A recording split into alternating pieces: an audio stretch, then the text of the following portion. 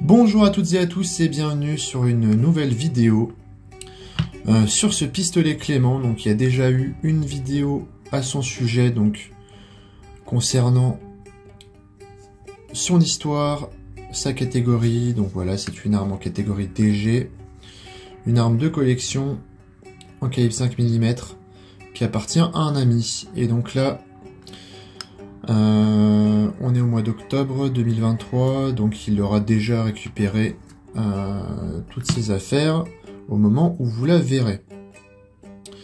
Donc je vais pas en reparler, encore une fois, il y a déjà une vidéo sur ma chaîne qui traite très largement de ce sujet. C'est également, donc ce que je disais, une de mes dernières vidéos nettoyage, puisque ça commence aussi un peu à me lasser, tout simplement. Alors je vous remontre ça aussi. Donc sa chambre 7 cartouches en 5 mm Clément qui est introuvable, hein, qui n'existe plus. Alors on en retrouve comme ceci, neutralisé, donc en vente libre. Donc pour cela il faut que, non, on voit pas très bien, il faut que l'amorce soit inactive, qu'elle ait été percutée, et que la poudre soit vidée, que l'ogive soit scellée dedans. Donc ça c'est un cadeau que je lui ai fait. Pour vous dire la rareté des munitions, même une munition comme ça neutralisée, donc inerte, ça coûte aujourd'hui un peu plus de 17 €. Et j'en ai trouvé qu'une seule en je sais pas combien d'années de navigation pour la collection. Donc quelque chose de très rare. Ça et ça c'est très très rare, donc c'est pour ça aussi que cette arme est classée en collection. Alors celle-ci n'est pas fonctionnel en l'état, donc on va quand même faire les vérifications d'usage.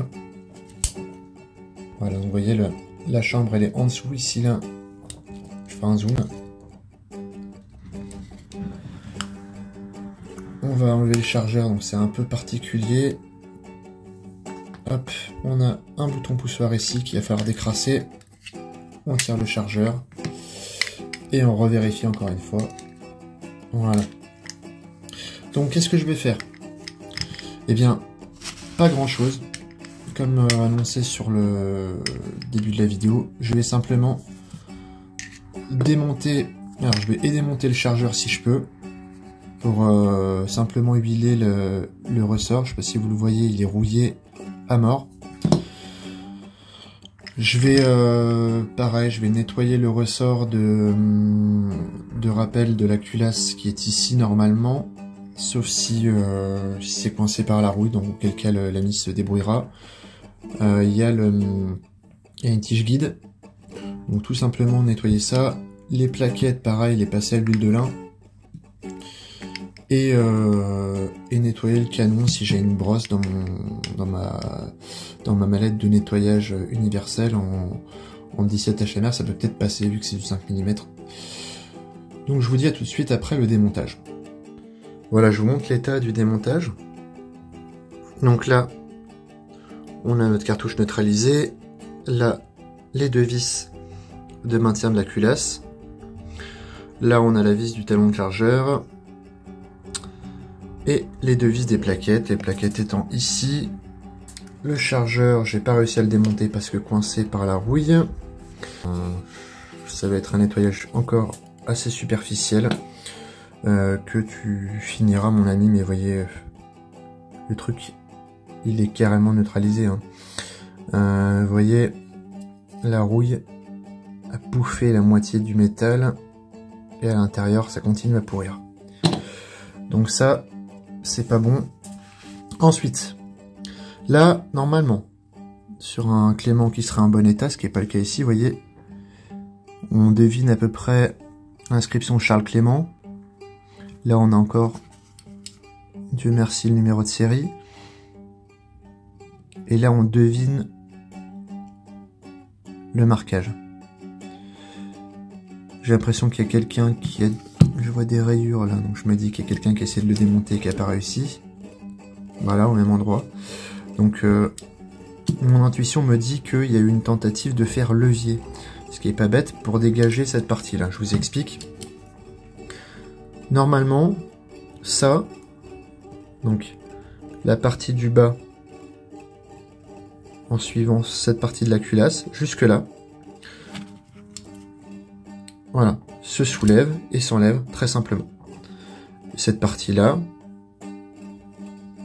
est à part. Donc là, ça veut pas. Ça veut pas parce que ben, c'est trop plein de rouille. Hein, donc c'est pareil, là, ta patine, à mon avis, c'est pas de la patine, mais c'est de la rouille. Donc je vais faire mariner ça dans l'huile. Et j'en profite également, pour pas que ce soit trop long, pour remettre directement sur ces belles plaquettes en os qui sont pas d'origine, puisque normalement c'est... je crois que c'est de la bakélite avec un logo Charles Clément.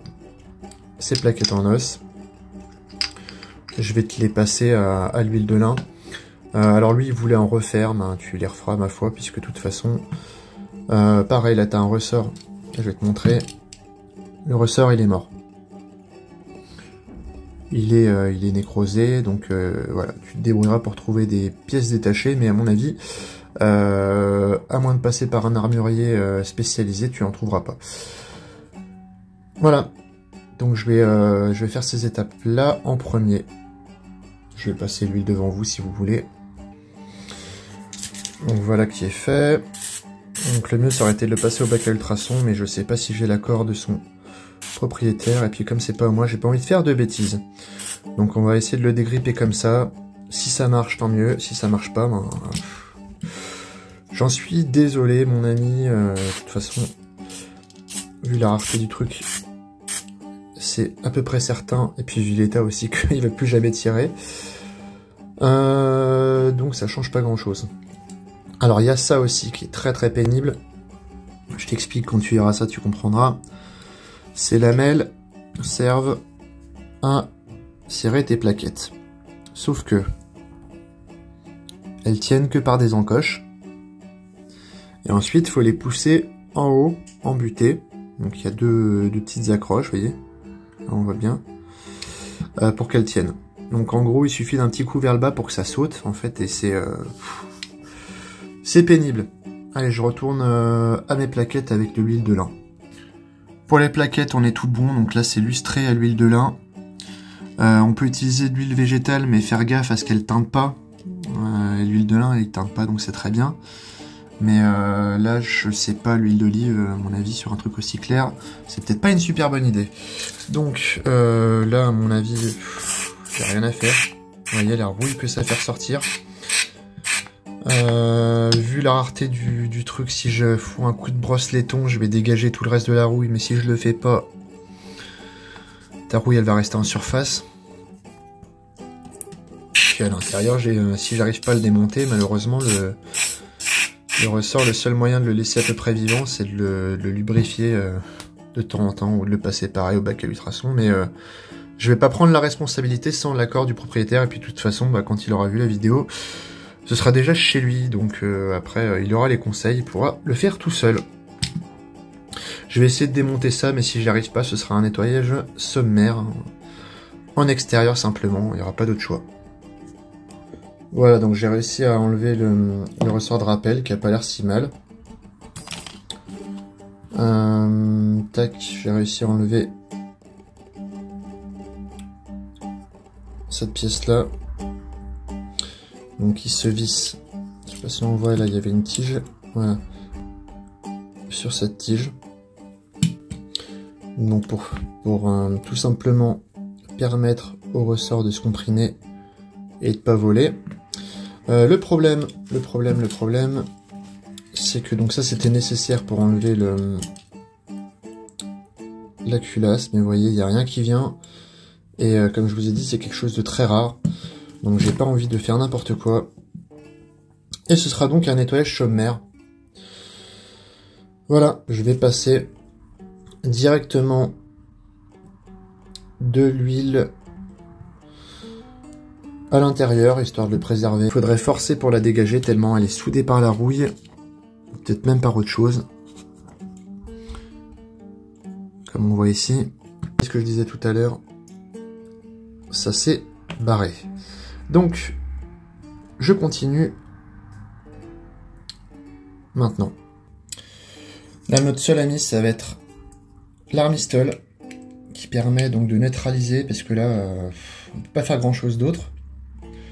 Là, vous voyez, je suis dans le canon, qui est en bas, pour rappel. Voilà, ça sort du canon. Dans la culasse, hop, à l'arrière. Donc là, tout ce que je peux faire, c'est vraiment neutraliser. Oh, la corrosion, regardez. Peut-être un petit espoir, ça ressort par ici, là. Il y a peut-être un petit espoir, mais il est vraiment mince. Ça veut pas, hein. Donc il faudra que tu... Ouais, je vais neutraliser, moi, simplement la corrosion. Et toi, mon ami, bah écoute, tu te débrouilleras pour... Maintenant que tu sais comment ça se démonte, tu te débrouilleras toi-même pour le retaper, hein. Donc ce qui est sympathique avec ce produit, c'est qu'il neutralise la rouille. C'est pas un produit miracle non plus, hein. Voilà, on en met dans le chargeur. De toute façon, on peut rien faire de plus. Et comme ça accroche, ça remonte, mais ça gratte. Ouais. On va essayer avec notre cartouche neutralisée. Bon, ça fait son office en tout cas. C'est à peine mieux qu'avant.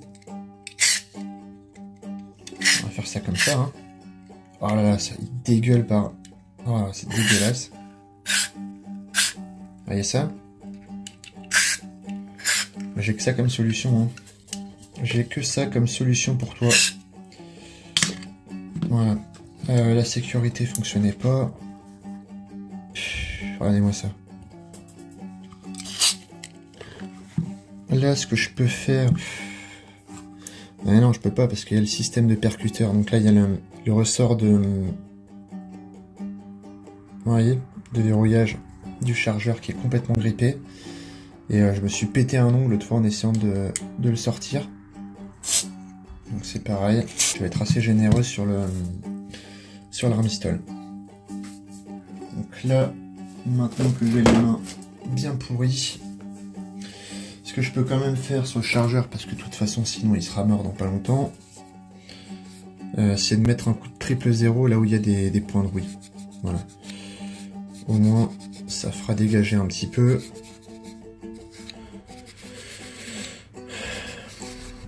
On pourra le conserver en toute quiétude pendant encore quelques années. Mais il faut bien le stocker huilé et le nettoyer régulièrement, manipuler avec des gants parce que là sinon tu perds une pièce qui est quand même rare. Après moi franchement je l'aurais jamais pris dans un état pareil. Parce que même un objet de collection c'est quand même dommage de faire des économies de quelques centaines d'euros pour avoir un truc qui ressemble au Titanic. C'est quand même dommage. Après, bon, c'est quand même un truc qui est super chouette. Là, je vois qu'il y a un peu de rouille. Donc, on va la faire dégager doucement.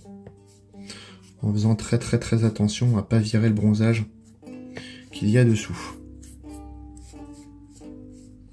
Voilà. Donc, la laine d'acier triple zéro toujours. L'imbiber totalement d'huile ou de lubrifiant avant de faire quelque chose avec pour du nettoyage parce que sinon vous allez tout finir puis ce sera très très moche. Bon là il commence à avoir une meilleure gueule, c'est déjà beaucoup mieux.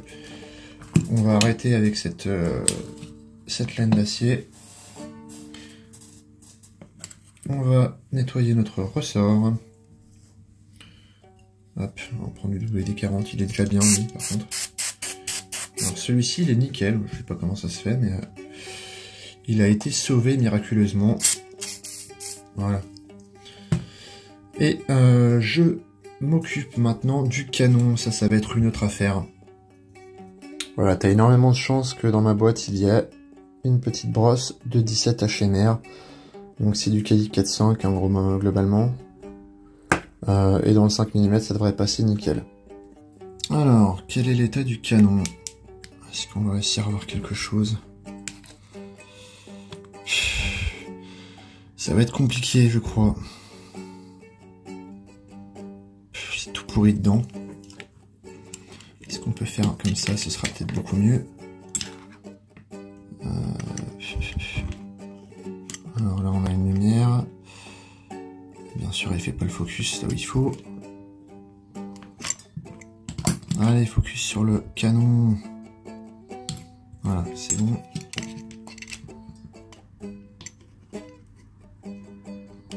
Bon, si la lampe est pas assez puissante, vraisemblablement.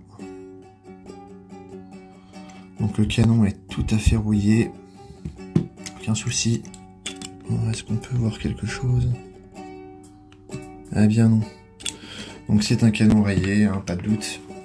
On devine très légèrement les rayures, en tout cas en vrai. Et là, bah, j'aime pas trop, mais je vais nettoyer dans ce sens-là, ce qui est quand même pas l'idéal. Mais c'est comme ça, donc je vous montre comment on fait vite fait. Hein, mais... Comme d'hab, il n'y a pas de mystère pour ce genre de choses. Donc là c'est pareil, on va remettre un peu dedans.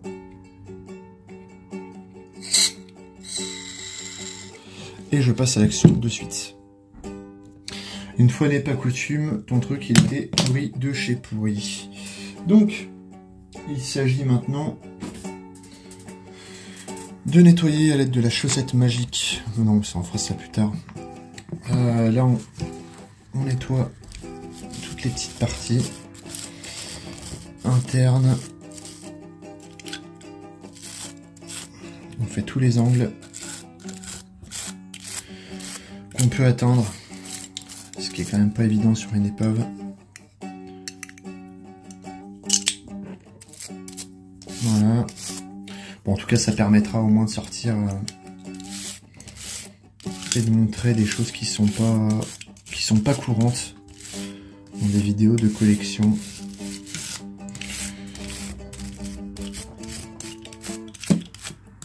Et il y a un des rares pistolets à être classé en collection avec un brevet de 1903 si je ne me trompe pas. Donc c'est quand même un truc assez rare que tu as et je te félicite pour ton acquisition tout de même. Voilà, donc là on continue avec la brosse à dents là où on peut aller, ce qui est quand même pas évident.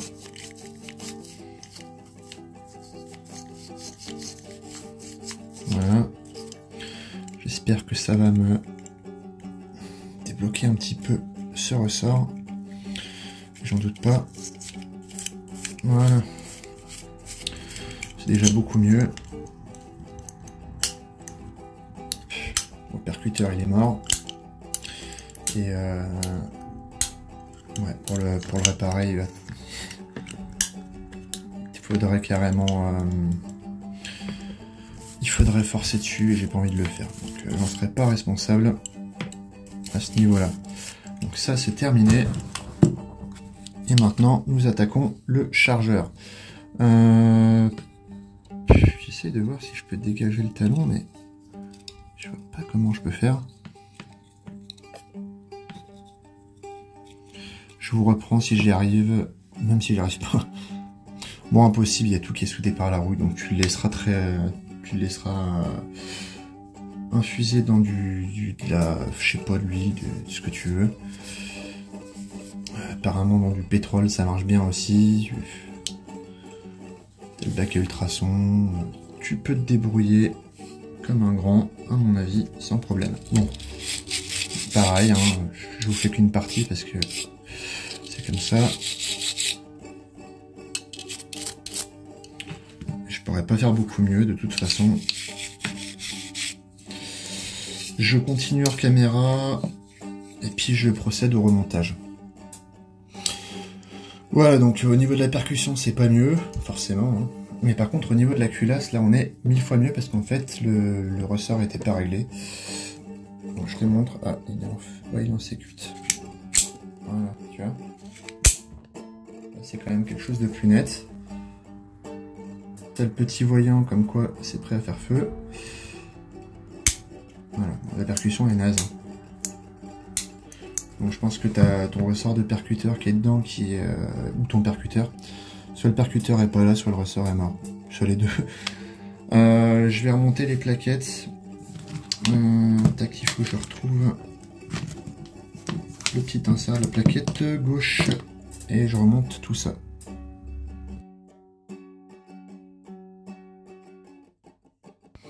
Voilà, j'ai réussi à la remettre, donc comme je vous dis, c'est embuté, donc c'est galère à chaque fois que c'est pas aligné comme il faut en plus. De toute façon, les plaquettes ne le sont pas non plus.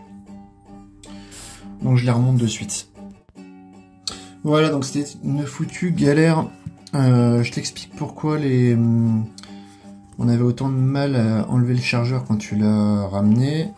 Bah, c'est parce qu'en fait, les plaquettes, si tu les ajustes, enfin si tu les resserres trop, eh bien la vis de ces plaquettes artisanales est trop longue, et donc, je montre par exemple là, voilà, donc ça bloque. Donc le seul moyen que tu vas avoir, bah, c'est de refaire des plaquettes qui soient mieux ajustées. Moi j'ai pas le temps, j'ai pas envie, donc ça va être de desserrer tes plaquettes. Et c'est pour ça que ça flottait ton truc quand tu l'as acheté. Donc de desserrer tes plaquettes pour insérer ton chargeur. Voilà. Et du coup, bah ça tangue et c'est pas top. C'est pour ça qu'il y avait une cale sur l'autre et qu'il y en a sur celle-là, je la trouve pas, donc je pense qu'il n'y en avait pas. Voilà, tout simplement. Donc je vais te les resserrer, mais par contre, bah, faudra les desserrer si tu veux enlever ton chargeur et puis racheter des plaquettes d'origine. Voilà, donc j'ai compris pourquoi le chargeur est coincé, parce que la vis était trop longue, donc je t'ai mis une rondelle. Par contre, j'ai enlevé l'autre et en fait, eh ben, il n'y a pas de vis. Voilà pourquoi j'y arrive pas. Donc je vais essayer de trouver un moyen, je vais faire du système D, j'en sais rien, mais ça commence à me fatiguer un petit peu tes épaves. Heureusement que c'était la dernière. Voilà, donc j'avais viré l'insert de ce côté pour y mettre une rondelle. Et là je le remets parce que en fait, comme le pas de vis est mort, le seul moyen de le faire tenir c'était de mettre une cale en fait. Donc c'est pour ça que c'était mal foutu. Moi je pourrais poncer tout ça à plat jusqu'à ce que il y ait assez de longueur au niveau de la vis. J'arrive pas à trouver la même dans les miennes. Je vous montre. Voilà, donc impossible de trouver. Donc soit tu te débrouilles pour trouver une vis plus longue et puis je te filerai la rondelle, soit t'ajustes par rapport à celle-là, mais tu te débrouilleras tout seul. Je vais attendre que ça sèche. Et puis je sais pas si je vais pas coller un coup de frein filet là-dedans aussi. Parce que je pense que c'est la raison de tous tes soucis. Et voilà qui est fait. Voilà, donc ça bouge pas trop. Mais par contre, quand tu vas introduire ton chargeur, eh bien, il ne faudra pas forcer sur la plaquette de gauche. Si tu veux que ce soit plus joli avec une rondelle comme l'autre, ben, il va falloir poncer par-dessous, mais tu t'en chargeras. Je te fous la rondelle dans la chaussette magique. Voici les rayures du canon, si on voit bien. Tu prendras donc soin de ce pistolet, comme je disais, qui m'a pris beaucoup trop de temps à nettoyer. Avec la chaussette magique dans laquelle tu le trouveras. Comme je disais, mais ça a été coupé par manque de batterie. Si ça t'amuse, tu réusineras pour coller la rondelle, comme j'ai fait de l'autre côté. Moi, j'ai pas le temps, j'ai pas envie. Mais bon, j'ai fait les choses jusqu'au bout. Il n'y a pas de jeu dans les plaquettes. La culasse remarche. Le percuteur, j'ai pas pu y accéder. La rouille est neutralisée. Maintenant, tout ce qu'il me reste à faire, c'est de lubrifier tout ça avec mon bon vieux Facom 3 en 1, de manière à ce qu'il puisse rester stocké le plus longtemps possible. Voilà. On va pas en mettre là parce qu'il a l'air d'avoir quand même une petite teinte. Hop. Tiens, ça je te le livrerai aussi avec.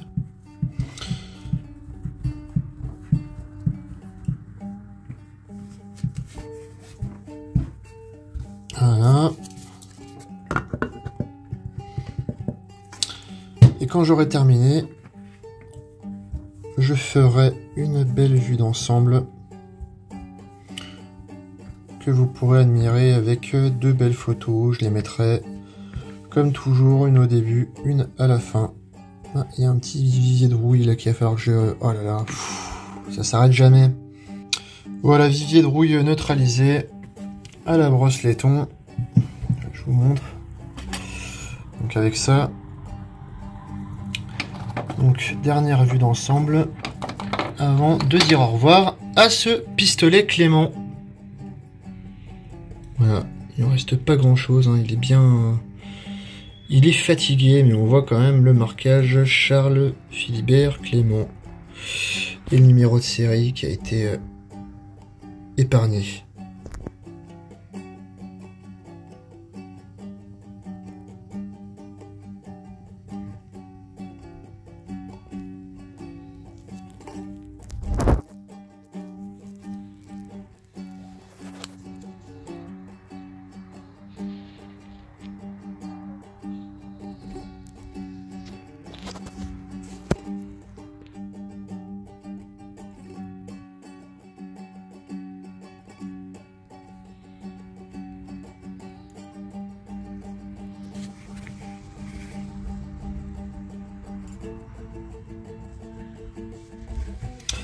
Voilà, j'espère que la vidéo vous aura plu. Je vous souhaite à toutes et à tous une excellente journée et je vous dis à bientôt.